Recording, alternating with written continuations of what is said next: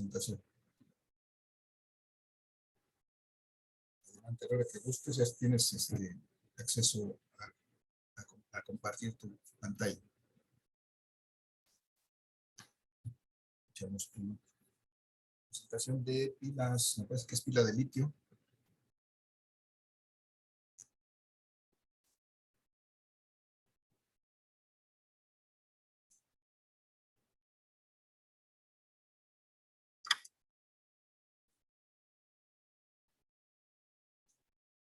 Permítame tantito, profe, es que no la encuentro. Espéreme.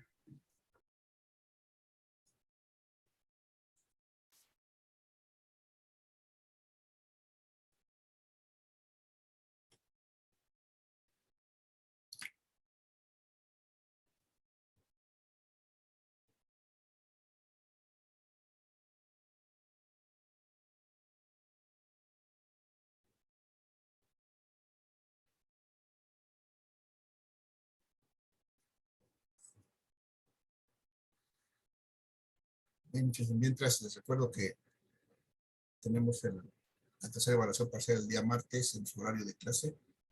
Entonces estaremos cerrando pues, este ciclo, este semestre. Y ya les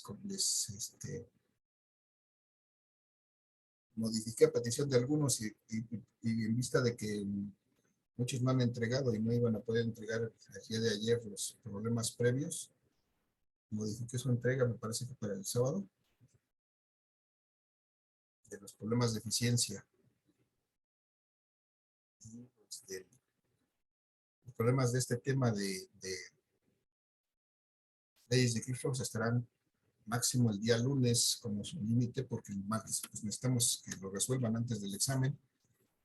Entonces el día martes el examen, pues el lunes a la medianoche será el cierre de esos problemas y prácticamente ahí estaremos cerrando, muchachos.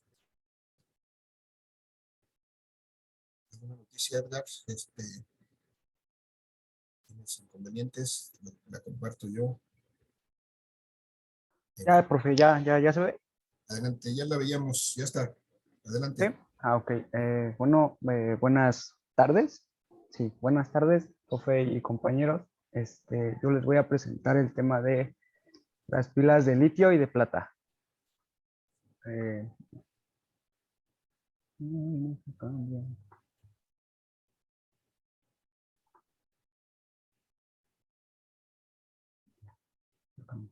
Bueno, ¿qué son las pilas? Primero vamos a empezar por las pilas de plata. Las pilas de plata o una pila de óxido de plata o pila de plata de óxido es una celda primaria en relación relativa muy altas de energía. Su costo es aproximadamente el mismo costo que tiene la plata. Estas pilas, muchos los conocemos que son las pilas como de los relojitos, bueno, las pilas chiquitas de reloj, son pues, las chiquitas, ¿no? Estas pilas se encuentran en cualquier tamaño, ya sean, pues, bueno, tamaños como de botones, ¿no? Digámoslo así. Y muchas varían en digámoslo, en voltaje o en su carga. Aquí podemos ver unas partes de esa pila. Esta pila pues, tiene dos polos, el negativo y el positivo, o llamados tapa y recipiente, como podemos ver aquí en el diagrama. Este, también hay una justa aislante, que es la que protege la parte interna, al igual que el separador, que es la que separa el óxido de plata de las amalgamas ¿qué dice? De ZN, electrolito y el depósito, que es, supongo, donde se guarda la energía, ¿no? O donde hace que fluya todo. Ahora, estas pilas se componen, que no veo, acá, una batería de óxido de plata se compone de zinc de electronegativo, que es el ánodo, y el óxido de plata, que es el lado positivo o el cátodo. Con un electrolito alcalino, generalmente óxido de sodio o óxido de potasio. Aquí. ¿Cómo funcionan estas pilas? Bueno, como ya les dije en el principio, estas pilas son las que hacen caminar un reloj. Podemos ver que en el diagramita que se puso aquí, esta es la pila. No sé si se ve mi flechita, pero bueno. La pila está en la parte superior izquierda, es el circuito, el cuarzo y un motor de paso que hace que gire las manecillas del reloj. Todo esto pues, está dentro de o internamente del, ¿cómo llamarlo? Del circuito de un reloj. Estas pilas funcionan, como ya bien dice aquí, ¿no? Las pilas suministran la corriente del C al CL o al circuito integrado, perdón. Y el circuito integrado hace oscilar el cristal de cuarzo con varias frecuencias que dice aquí de 32.768 veces por segundo. El, el sistema integrado directa la oscilación del cuarzo y lo convierte en pulsos eléctricos, uno por segundo. A esto se refiere con que digámoslo, el segundero que le llaman esa cosa larga del reloj, pues vaya caminando segundo a segundo para que marque bien la hora. Y del pulso eléctrico que hace eso, hace funcionar el reloj y los engranes. Más bien el motor, que es el que da la energía a los engranes para que gire el reloj. Bueno, ahora pasamos con las pilas de litio. Las pilas de litio, como podemos ver, son Duracell o de pilas que normalmente utilizamos, como las AA, las AAA, tipo de esas baterías. Las pilas de litio se caracterizan por cargas más rápidas y durar más, y contar con una mayor vida útil. Ofrecen una densidad enérgica, por lo menos, ay, no, espéreme, ya me volví. Ofrecen una densidad eléctrica. Algunas pilas de litio son recargables, como las Energy, pero no puse la imagen que no es muy conocida. Es más conocida. Bueno, las tipos de batería de litio son, pues existen tres tipos. Las baterías de óxido de cobalto y litio tienen beneficios de su alta densidad enérgica. Y baterías de litio óxido de manganeso, se trata de una batería más utilizada por su alto nivel de seguridad, ya que el litio o el componente químico que traen las pilas es muy dañino hacia la salud de los humanos o cualquier ser vivo. Y el último son las baterías de litio y fosfato de hierro. Se trata de la batería con las mejores características de seguridad con una larga vida útil de hasta 2000 ciclos. Ok, ahora, ¿cómo funcionan estas cargas? Digo, estas baterías. Cuando carga la batería, los iones de litio se mueven del electrodo positivo al negativo a través del electrolito uniéndose al carbono. ¿A qué se refiere esto? Si nos damos cuenta, la pila tiene dos polos, uno positivo y uno negativo. El polo positivo es el que traslada la energía ahora sí que de arriba para abajo de la pila, que es lo que hace que funcione ya sea autocontrol o algún objeto que lleve pilas. Y aquí tenemos una parte, un diagrama de las baterías. No se ve mucho, pero aquí está, pues, cómo viene dividido y cómo viene integrada una pila, ¿no? Y eso es todo. Gracias. Ah, y aquí están mis referencias, por si quieren investigarle más o así. Muy bien, Miguel, Edgar. Perdimos la oportunidad de conocerte, no nos activaste tu cámara, primer punto. Segundo punto, tú mismo tú hiciste tu presentación y dejaste ahí letras muy pequeñas que no alcanzaste a leer. Parte de la presentación nos leíste tu presentación, pero bueno, pues buena información que nos diste, nada más que había que presentarla más adecuadamente. Si tienes esos textos que sean legibles y de preferencia los textos largos que nos alcanzaste a leer, pues que los tengas ahí en tu apuntador y solamente nos pongas una parte en la presentación que alcancemos a visualizar, porque en este caso ni siquiera tú nos alcanzabas a ver. Eso quiere decir que son textos muy pequeños. Es que en sí, sí estaban bien puestos, porque no, pero no sé qué pasó. O sea, estaban bien corregidos todos. No sé si se movió algo, no sé. A lo mejor lo que pasa es, lo mejor es que, no me acuerdo si fue en este grupo, alguien movió el formato de la presentación y yo lo restablecí. Es posible que ahí se hayan perdido, si es que pusiste textos con fuentes especiales o con fuentes que tú hayas seleccionado. Yo Entonces, creo que sí, yo creo eso que sí pasó eso. es lo que pudo haber pasado porque por eso tiene la advertencia de la presentación desde el principio que no modifiquen el tema. Sí, Y entonces, porque eso sucede, se afectan luego los tamaños y los tipos de letra cuando no usan las letras que están por default. sí, pues sí. Bueno, pero Bien, según yo estaba todo bien. pero había que revisarlo antes de llegar aquí, entonces hay que estar más a las vivas. Bueno, gracias por tu presentación. Sí, profe. Vale, entonces a lo que sigue, muchachos. Tenemos algunos minutos, tenemos que nos dé tiempo a terminar. Si en el peor de los casos nos reconectaremos para una tercera parte de esta sesión, algunos minutos más, pero vamos a avanzar. Antes de pasar al otro ejercicio, muchachos, ¿alguna duda, pregunta, comentario?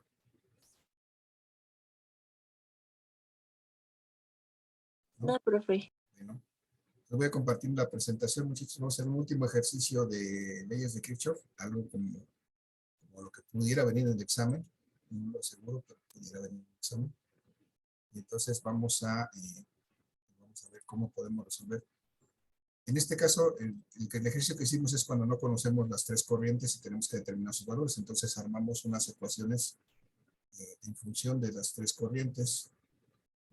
Vamos a ver un ejercicio similar. De hecho, es el mismo circuito, pero ahora los datos van a ser diferentes porque tengo aquí el circuito de resistores que, igual que el anterior que vimos, no se puede resolver por los métodos que habíamos revisado antes.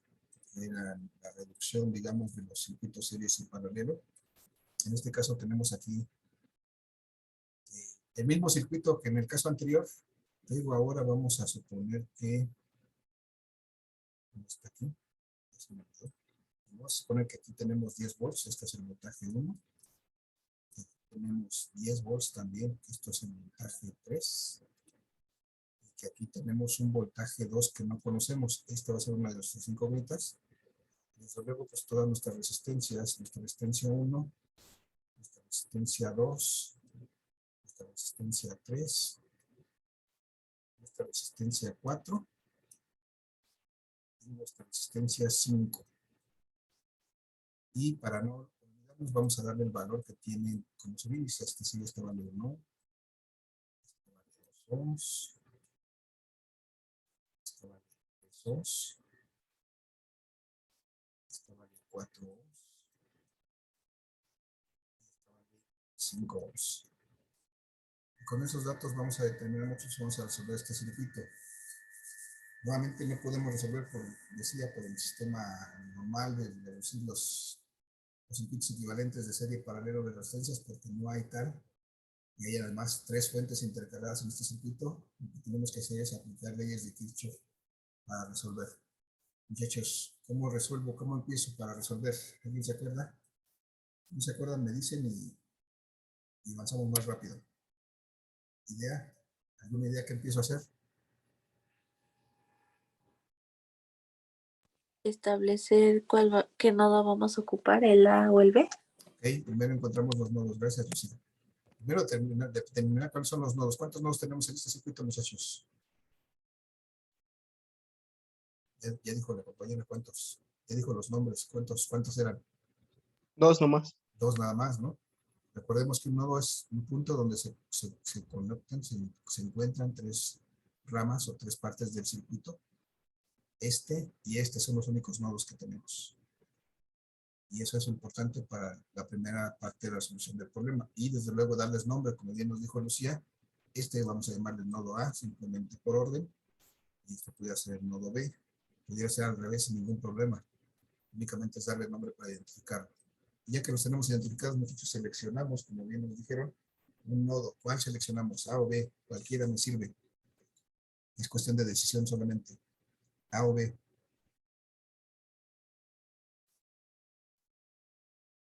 Chicos, es solamente tomar una decisión, A o B.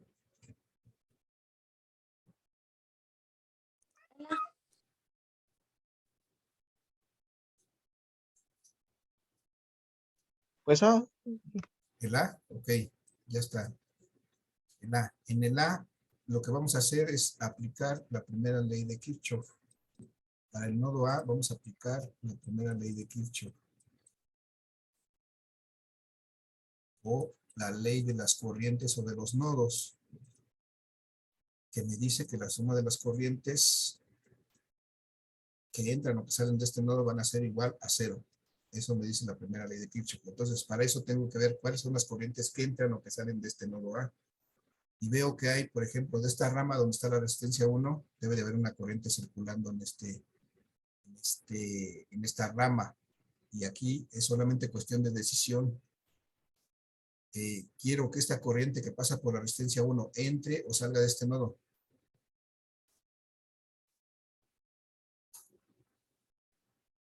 Entonces, nada más quiero una decisión, que entre o que salga. Entre, ¿no? Que entre, ok. Perfecto, nada más eso necesitamos. Decisión 1. Aquí la corriente 1, la que pasa por la resistencia 1, entra a este nodo. Segunda, la corriente 2, que pasa, que vamos a suponer que es la que pasa por esta resistencia 2, que entre o que salga del nodo A. ¿Que salga? ¿Perdón? ¿Que salga? Que salga, ok, perfecto. Ya me dijo Lucía que salga. Recuerde que esto es completamente arbitrario. Yo lo elijo.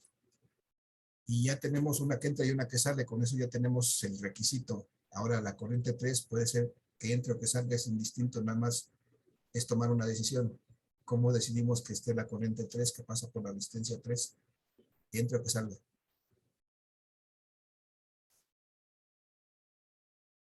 Solamente ¿Que cuestión de salga? salga, ok, perfecto. Entonces, si sale, la corriente 3 tiene esta dirección. Y les digo, eso es completamente arbitrario. Nosotros lo decidimos. Solamente debemos respetar que al menos una entre y que al menos una salga. Todas las demás pues pueden tener la dirección que queramos. Ya vemos que al final, si encontramos un valor negativo, lo que pasó es que hicimos una consideración errónea o contraria a la que debemos de haber hecho, pero no hay problema. Con esto podemos hacer el cálculo. Entonces, si ya tenemos eso planteado, muchachos, ya tenemos planteado en el nodo A. Y recuerdo que también esta primera ley de Kirchhoff solamente la aplico a tantos nodos como tenga el circuito menos 1. En este caso que tengo 2 nodos menos 1, solamente me queda un nodo y entonces solamente será suficiente con aplicarlo en un nodo. Si tuviera 4 o 5 tendría que restar 1 y tendría que aplicarlo más de una vez, pero en este caso solamente una vez aplico la primera ley de Kirchhoff. ¿Cómo establezco entonces esta sumatoria de corrientes, muchachos? Recuerden que las corrientes que entran son positivas, las corrientes que salen son negativas. Entonces, ¿cómo transformo esta sumatoria de corrientes? Que es igual. ¿Cómo escribo esta ecuación? A partir de la primera ley de Kirchhoff. La corriente 1 entra o sale. Entra. Entra, y si entra es positiva o negativa. Positivo. Positiva. Positiva, ok. Si la corriente 2 sale, ¿cómo es? Menos. Menos Negativa. 2. Si la corriente 3 entra otra vez, no, perdón, sale también. Menos también. Entonces aquí me queda, perdón, menos I2 y menos I3. Esto de acuerdo a la convención de que hicimos desde la clase pasada. Las corrientes que entran son positivas, las corrientes que salen son negativas. Y la sumatoria de todo esto debe ser igual a 0. Y hasta aquí ya establecimos una primera ecuación. Una primera ecuación que pues no me sirve para resolver esto porque tengo 3 incógnitas. No puedo llegar a ningún resultado aquí. Necesito 2 ecuaciones más para poder resolver esto, muchachos. ¿De dónde salen mis otras 2 ecuaciones? ¿Se acuerdan?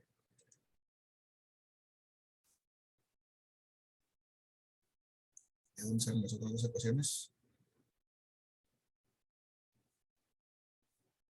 ¿Alguna idea?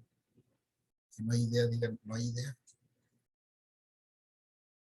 Con la segunda ley. Con la segunda ley de Kirchhoff, sí, muy bien. La segunda ley de Kirchhoff. Voy a aplicar la segunda ley de Kirchhoff. Y en este caso, la segunda ley de Kirchhoff, que es la ley de los voltajes o de las mallas, segunda ley de Kirchhoff. de voltajes o mallas. En este caso lo voy a aplicar a los nodos, a las mallas, a ambas mallas.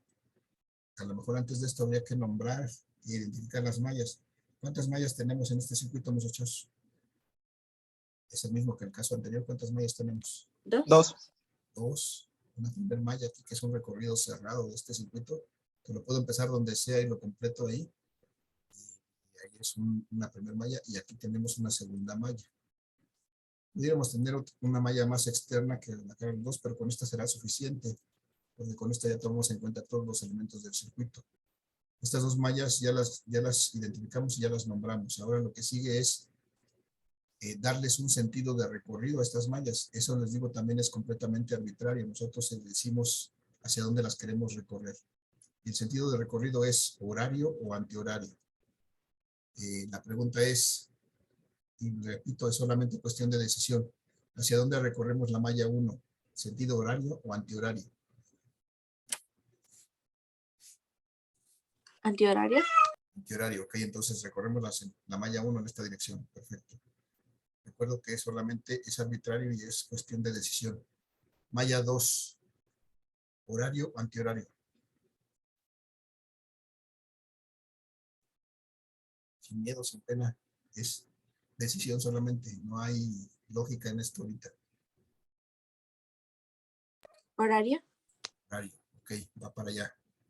En esta dirección va el recorrido de la malla 2. Perfecto. Lo único que nos falta para aplicar la segunda ley de Kirchhoff es en las fuentes marcar las direcciones de incremento de potencial, es decir, en dónde se incrementa el potencial. Y recordemos que un incremento de potencial siempre se da desde el borne negativo hacia el borne positivo. Pregunto para la fuente 1, ¿hacia dónde me quedaría la flecha que me indica el incremento de potencial de negativo a positivo? Hacia arriba. Hacia arriba, muy bien. Aquí tendríamos una flecha hacia arriba porque aquí se incrementa el potencial en esta dirección. En la flecha, pero en el voltaje 2, ¿hacia dónde estaría la flecha? Hacia abajo. Hacia abajo, muy bien. Del borne negativo al borne positivo, aquí estaría la flecha, porque en esta dirección se incrementa el potencial. Y en la fuente 3, en el voltaje 3, ¿hacia dónde la flecha? Hacia arriba. Hacia arriba otra vez, muy bien, gracias. Entonces ya tengo todo lo que necesito para aplicar la segunda ley de Kirchhoff. El principio de cuentas en la malla 1. Lo único que me hace falta es recordar que esta segunda ley de Kirchhoff, perdón, me refiere a que la suma de los voltajes de las fuentes aplicadas en esta malla, menos la sumatoria de las caídas de tensión, es decir, de los productos RI en esta misma malla, debe de ser igual a 0. La forma más larga de expresar esta ecuación, pero que me da ya la idea de qué es lo que tengo que hacer.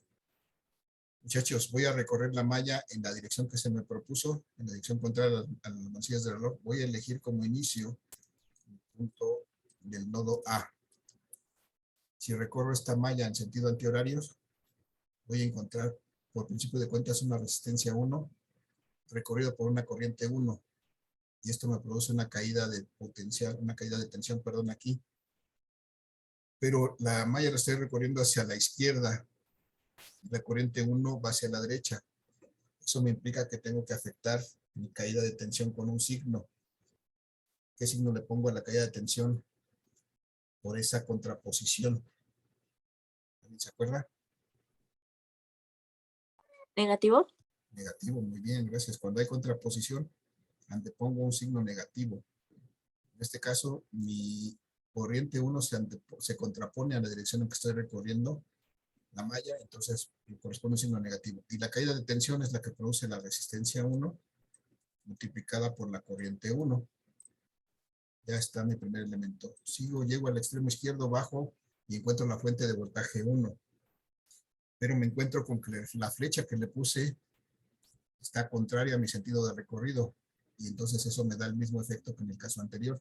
Tengo que afectar mi término por un signo. ¿Cuál signo es? Positivo o negativo. Nuevamente hay contraposición. ¿Qué le pongo? Negativo. negativo, menos el voltaje 1. Después ponemos su valor. Ahorita vamos a poner su letra, voltaje 1.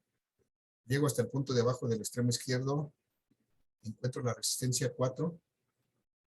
Y tengo que aquí se produce una caída de tensión debido a esta resistencia 4. Pero todavía no veo cuál es la corriente que circula por la resistencia 4. ¿Alguien la puede visualizar? ¿Alguien tiene una idea? ¿Qué corriente circula por la resistencia 4? ¿Alguien lo ve?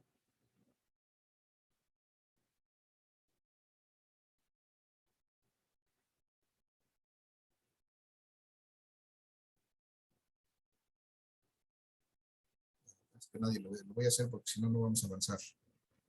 Si vemos Es la misma que la una, ¿no? es la misma que la 1, efectivamente.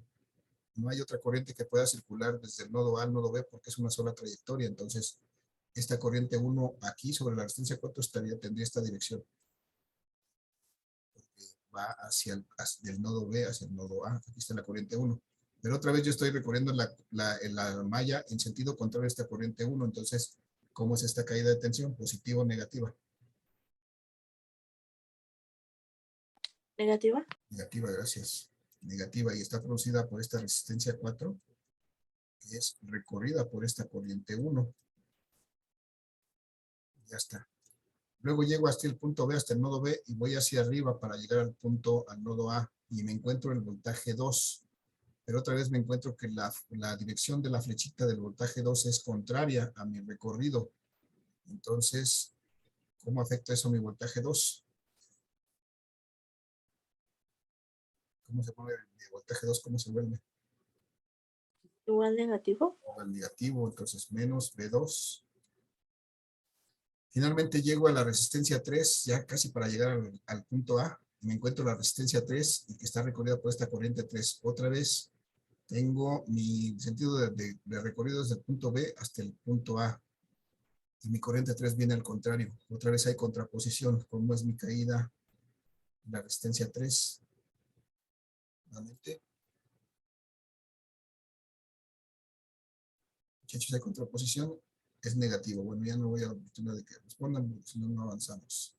Menos la caída producida por la resistencia 3 y la corriente 3. Ya está. Y entonces, ya es todo. Y su suma de todo eso debe ser igual a 0. Así vamos a poner esos valores. La resistencia 1 vale 1, menos, lo voy a poner aquí, 1 por I1. El voltaje 2, perdón, el voltaje 1 vale 10 volts. Si se conozco su valor, entonces menos 10 volts. La resistencia 4 vale su valor, su índice menos 4 ohms. 4 ohms por la corriente 1 también. Menos el voltaje 2 que no conozco, que es de hecho una incógnita. Perdón, aquí tengo un detalle que no puse. Como nada más conozco, como no conozco ese voltaje, necesito conocer una corriente. Voy a proponer que la corriente 2 y la corriente 3 sí la conozco y esta es de 2 amperes. Entonces, en lugar de la corriente 3 voy a poner su valor porque no se puede resolver. Tengo 3 cosas que no conozco: la corriente 1, la corriente 2 y el voltaje 2. La corriente 3 sí la conozco. Entonces voy a poner finalmente mi tercer término menos la resistencia 3, que es de 3 ohms, por la corriente 3, que le acabo de dar el valor, que es de 2 amperes. Esto va a ser igual a 0. Y entonces vemos aquí, muchachos, tengo esto es función de la corriente 1 y esto también. ¿Cómo lo puedo unir en un solo término? Son términos semejantes. 1 ohm menos 1 ohm menos 4 ohms de I1. ¿Cuánto me da? Bueno, menos 5 ohms de I1. Menos 10 volts.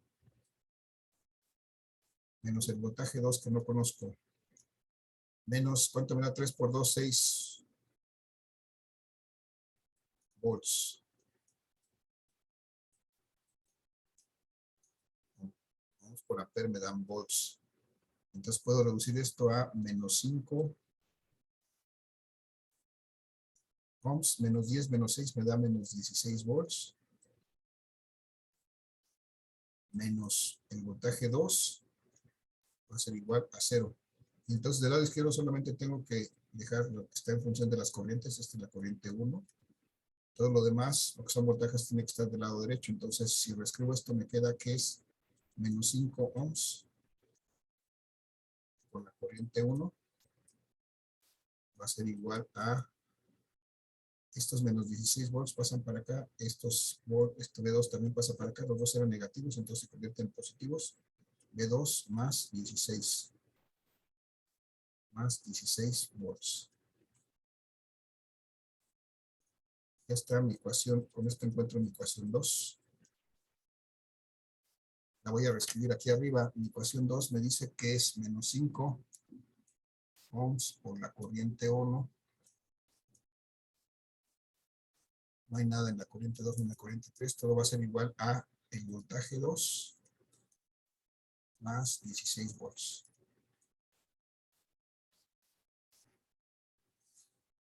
Muchachos, encuentro la tercera ecuación. Para encontrar la tercera ecuación, pues tengo que hacer lo mismo. Aplico la segunda ley de Kirchhoff.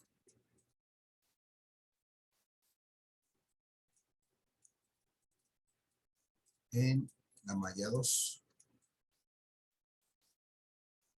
En la malla 2, de la misma manera, voy a empezar a recorrer la malla 2 en el punto A. Ahora va a ser en el sentido horario. Lo primero que encuentro es mi resistencia 2, recorrida por mi corriente 2. Eso se produce una caída de tensión. Como hay coincidencia de la corriente 2 con la dirección de recorrido de la malla, entonces es una caída de tensión positiva. Y entonces me queda que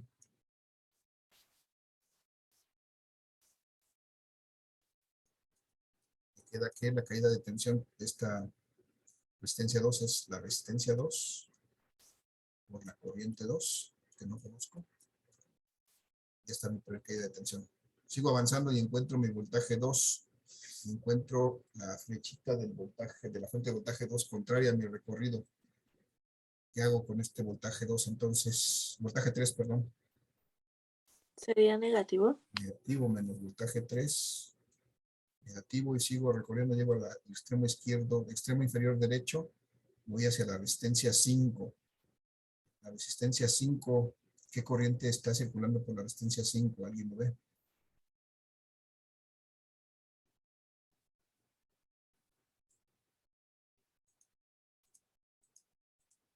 Corriente circula por La corriente 2. esta misma corriente que está ahí arriba es la misma que está recorriendo acá, pero en este caso tiene esta dirección. Y estamos recorriendo la malla también en esta dirección, entonces aquí hay coincidencia. Y entonces esta caída de tensión también es positiva. Entonces la tengo que sumar. Como hay coincidencia, la sumo y es la producida por la resistencia 3, que es recorrida por esta corriente 2. Muy bien, con eso ya llegué al centro, al punto donde no lo ve, voy hacia arriba y encuentro el voltaje 2. Otra vez encuentro la flecha contraria a mi sentido de recorrido. Entonces eso me hace que el voltaje 2 sea negativo, menos el voltaje 2 que no conozco. Y bueno, finalmente llego a la resistencia 3, recorrida por esta corriente 3. Otra vez, aquí hay contraposición. En la dirección que estoy recorriendo la malla 2 y la corriente 3. Entonces, mi caída de tensión aquí es negativa, menos, otra vez, la resistencia 3 por la corriente 3. Ya son todos, finalmente llego al punto A, y entonces terminé de recorrer la malla y todo esto debe ser igual a 0.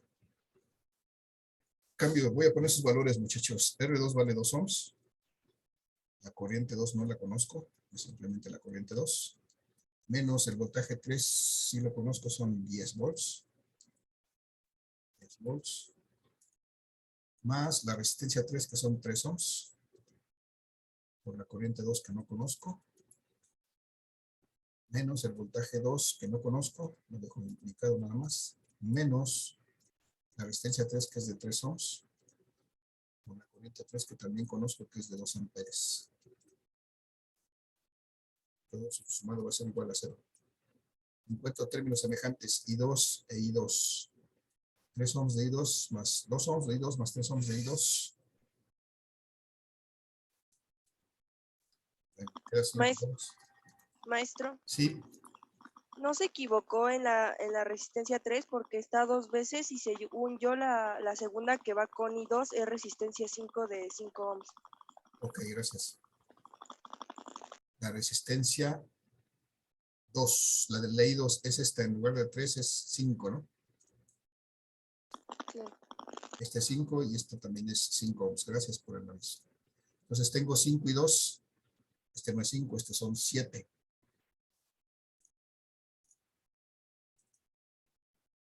5 y 2 son 7. Son 2 aquí y 5 acá, son 7 ohms de I2.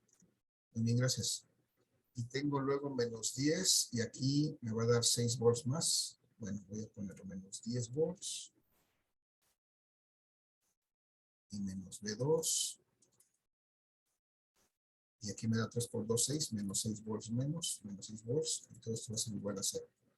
Ahora voy a reducir estos volts con estos volts. Me queda que 7 ohms por I2 menos 16 volts menos B2 va a ser igual a 0. Finalmente estos dos términos del 16 y del volt lo voy a poner del lado izquierdo y entonces me queda que 7 ohms por I2. Muchachos, se va a acabar la sesión. Por favor, nos reconectamos y en 10 minutitos más terminamos de resolver esto. 7 ohms por I2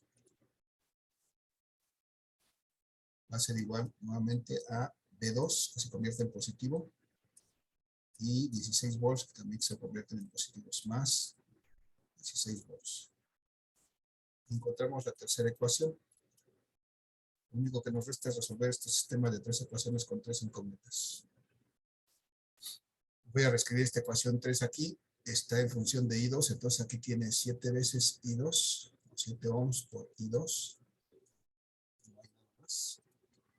Debe ser igual al voltaje 2, 16 volts. Muchachos, nos vemos en 2 minutos para terminar de resolver este ejercicio. Los espero, por favor.